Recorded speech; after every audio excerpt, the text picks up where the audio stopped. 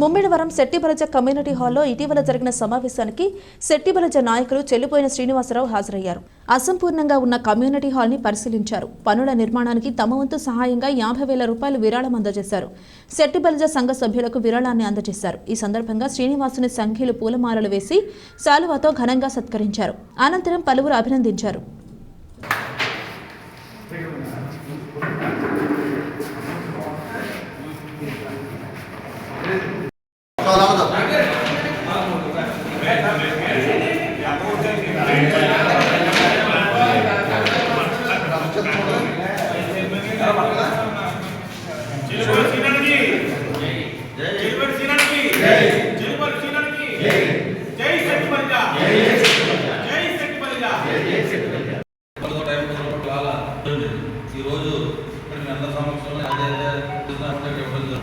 అదేవిధంగా ఆ రోజు కూడా చెప్పడం జరిగింది.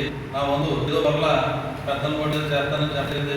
నేను భోజనాలతో మాట్లాడి ఇలా సంఘం బిల్డింగ్ ఉంది మనం